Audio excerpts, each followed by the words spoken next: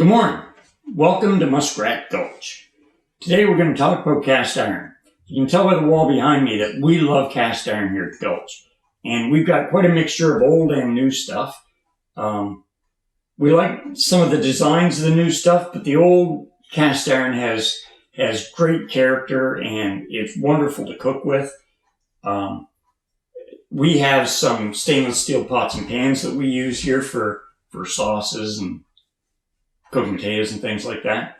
But most things get done in a cast iron skillet. And the old stuff, that's where it's at. But I put out some feelers and asked if anybody I knew had some cast iron they wanted to have restored.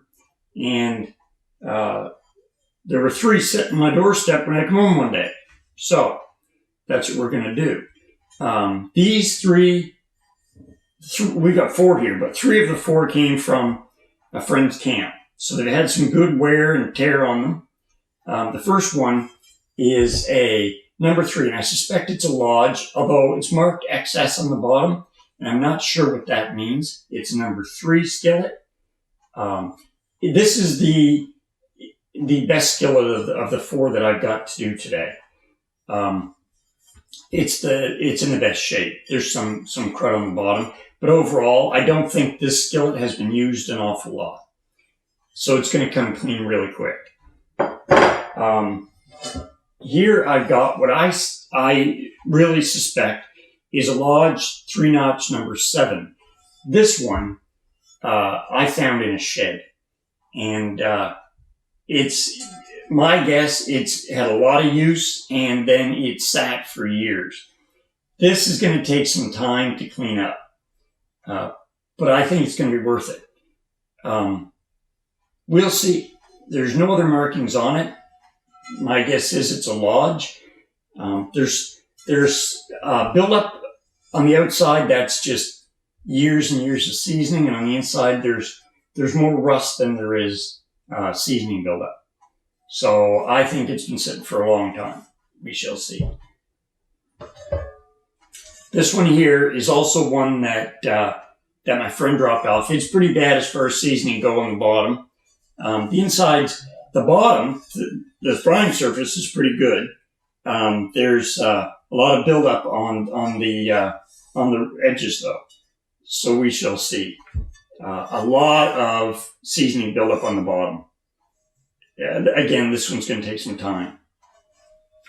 And then there's this one. This is a General Steel Works number 9. This one is made in Canada. That's awesome. There's buildup on the outside. The inside cooking surface is pretty smooth. The only downside here is this kind of I don't know if you can see it on the camera. It's kind of a gold coppery color over on this side. I suspect that has been overheated. I don't know if that's going to come off or if that's going to stay there when the pan is done. We'll see. But my thought is that one there is overheated. But the pan rings like a bell. It's a nice pan, made in Canada. That's got to say something good about it. So we're going to put it in the cleaner and we'll see what happens. How are we going to do this? There are several ways to clean your cast iron. You can do it with heat. Some people do it if they have a self-cleaning oven. They'll put it in the oven all day when they clean the oven. There are people that use easy off oven cleaner. You spray it on your pan and you put it in a plastic bag and wait. We're going to use a lye bath. What we're going to do is take 5 gallons of water, a pound of pure lye, and we're going to soak them in it and see what happens. Now, this process could take, some people do it in 2 days, some will take 7. I'm not going to even check on them. I'm going to put them in the water and leave them for 4 days, and we'll see what they look like after 4 days. I suspect this small one is going to be finished at that point. It's going to be ready to clean up and start seasoning. The others, we'll have to wait and see. But I'm not going to touch them for 4 days. So, we're going to do it in the basement. I'm going to change my clothes. Not that I wear good clothes when I'm doing fun stuff. That's a rule around the house. I don't know why that rule came into being, but that's one that we don't break. So, I'm going to change my clothes and I'll move the camera downstairs and we'll get after it. I'll see you in a minute. So, here we are in the basement again. Okay, first things first. Safety. Safety first. We're playing with chemicals, so glasses. Always glasses.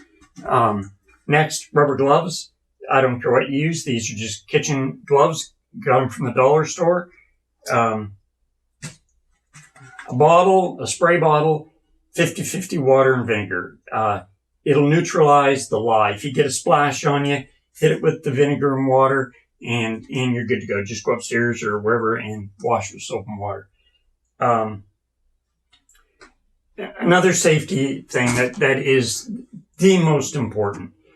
The water goes in your bucket before the lye. You never pour water onto the lye. It's a completely different chemical reaction that can hurt you. So water first. Now I've got a 5-gallon bucket here and about a pound of lye crystals. It's 100% lye. This is drain cleaner. There's nothing in it but lye.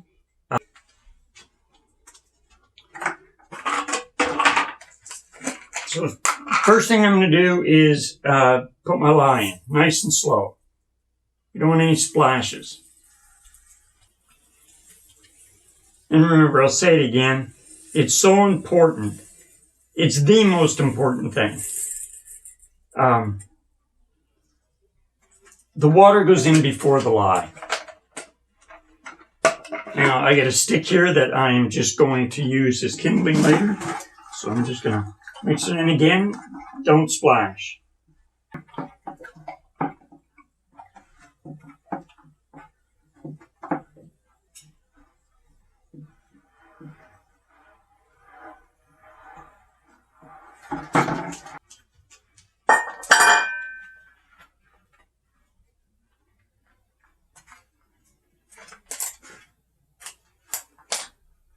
I'm tying some string to my pans so that I can lift them out without dipping my hands in there later.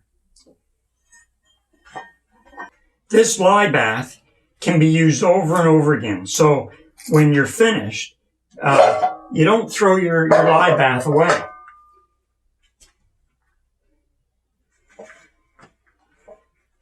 You put your lid on it and you keep it. I can dump that one in there right now.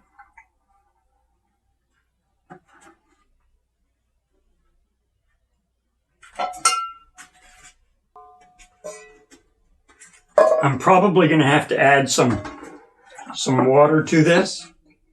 I'm pretty sure that I wasn't quite at 5 gallons, and that's because I knew that the weight of the pans was going to displace some water. So I didn't fill it right up. I'm just going to tie this to the handle. I guess I don't really need to. Okay, I'm going to pour some more water in there. Now it's all mixed up, so I can pour water in. And get it up above the handle because we want the whole thing in the water. And I'll be right back. There, now you can already see that lye working. The water's already turning brown. It's going to turn right black by the time this is done. So now we're going to put the lid on it. I might just tie those strings to it. We're going to put the lid on it and we're going to leave it until, well, this is Monday. We're going to leave it till Friday for sure before we even take a look at it. I think by then that small pan is going to be good to go. So we're going to leave it alone, let the lye do its job, and we will be back. All right, today's Friday. So the pans have been in there since Monday. I'm not convinced that they're going to be done yet, but I'm going to take them out now. I'm going to neutralize the lye that's on them. I'm going to give them a little bit of a soak, then take them to the sink and clean them up. I suspect they'll all have to go back in again, but we're going to find out. So safety first, got the rubber gloves on, glasses. I got my vinegar here, vinegar and water, 50-50 vinegar and water. So we'll see what happens here. Now, you can see a lot of the grunge has come off. Still more, so we'll clean it up. See what happens. Right back. Well, there's where we ended up. That looks pretty good to me. I don't think that one's going back in. I think that we can. I think we can start with that one. Let's see what else we got here. You notice the little one, the number 3. I think it's a lodge. It's already starting to rust. That comes from being in the water and suddenly out, no seasoning on it. So we're going to get to work on that. The others came out beautifully, and I am very, very happy with them. And this Made in Canada one, I really, really like that one. So we'll get working on them, and we'll show you what happens with that in that stage. All right, here's where we are. The pans have spent the better part of 5 days in the lye bath. When I took them out, they were all great except one. It still had some buildup on it, so I put it back in. I'm going to leave it in there until probably Monday. This is Friday. I'll leave it in until Monday. That'll be a full week in the lye bath. But the ones that I did take out, they cleaned up great. This is the small lodge number 3. It's marked XS on the bottom. So let's go to 4 on the handle. I'm going to find out what that means. Came out great. The finish on it is like new. I have put one seasoning on all 3 of these pans. That's the small one. This is the lodge number 7 that I found in the shed. Now, there's something interesting about this that we didn't see when there was a buildup on it. There was too much crud on it. But once it came out of the lye bath and I cleaned it up a little bit, above the 7 on the bottom, just below the heat ring, is the number 4 and the letters EXP. Now, I got in touch with the lodge this morning in Tennessee, and the woman I spoke to couldn't give me any information at all about that 4 EXP. So I'm going to look into it some more and see what it means. I suspect it's just a mold mark. But considering where it came from, this pan came out in fantastic shape. It's with one seasoning on it, it almost looks new. This is the interesting one for me. This is the Made in Canada, GSW, General Steelworks, number 9. This belongs to a friend of mine. Now, on the inside, on this side, there's a mark that, to me, seems like it was overheated. It came from a camp, so it's very likely that's what it was. But it's not, it doesn't have that brownish copper color to it anymore. It looks like steel. So I think once the seasoning process is done, this is going to be fine. Other than that, there's a little bit of pitting on the bottom, but this is a very interesting pan. Like I said, I've got one seasoning on them, and there'll be 4 more before we're finished, and we'll see how it goes from there. So that's where we are right now. Thank you. All right, the 4 frying pans have been stripped of years of built-up seasoning and crud and stuff. and they've been seasoned 4 times. They all look good. I'm going to do it one more time. So we're going to put one more seasoning on it, and then we're going to fry an egg. So I'll take you over to the counter and show you how we're going to season it. We'll take it from there. So I've got the oven preheating now to 400 degrees. That's what the pans are going to go in the oven at. I'm using grapeseed oil. It's one that I just found I like the best. And we're going to go ahead and you don't want to pour a whole lot. You don't need much oil. Remember, this has already been seasoned. We're just doing it again. So you pour a bit of oil on it, rub it around, get everything inside, outside, all of it. Don't forget the handle. Don't have to worry a whole lot here. And inside and out.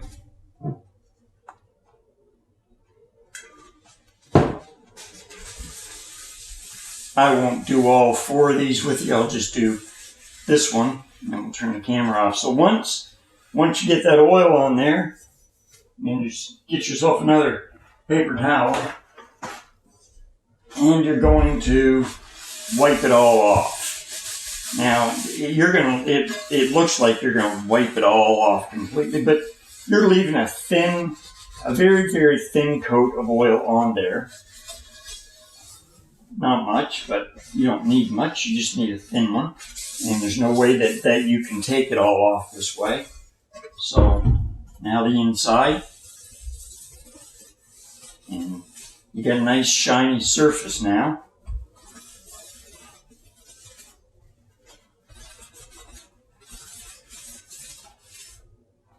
And that's going to go in the oven.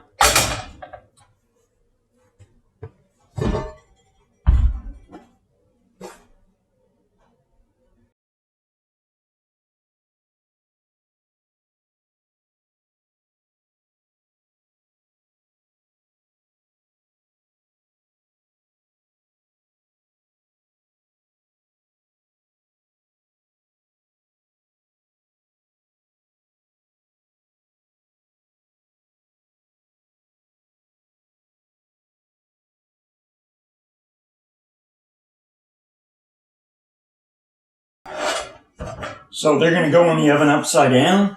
You could put a tray or foil in the bottom if you wanted to catch any drippings, but I am fairly confident that there's not going to be any drippings from these, so I'm not going to worry about it.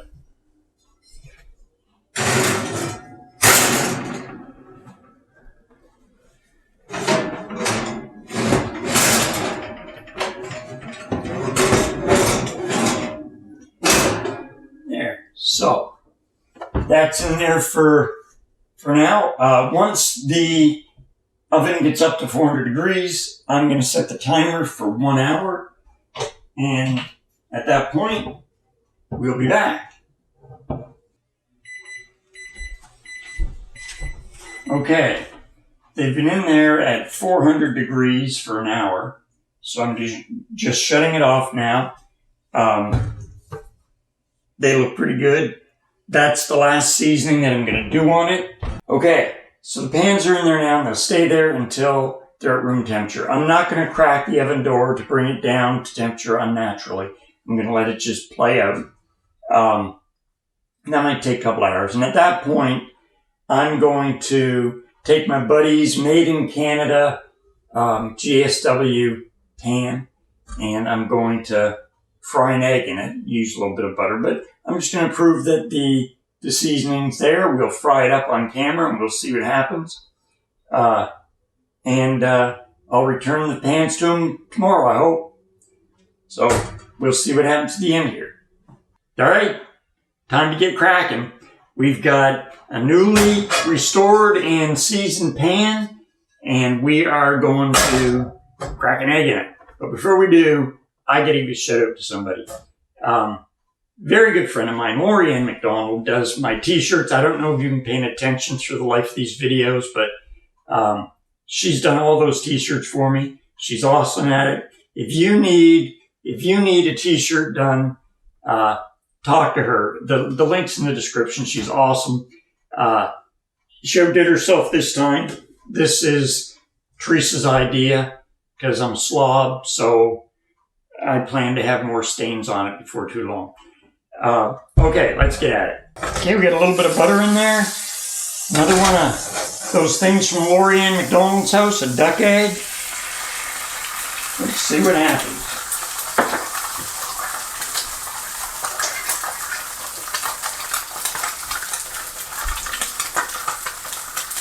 We're going to do this egg over easy.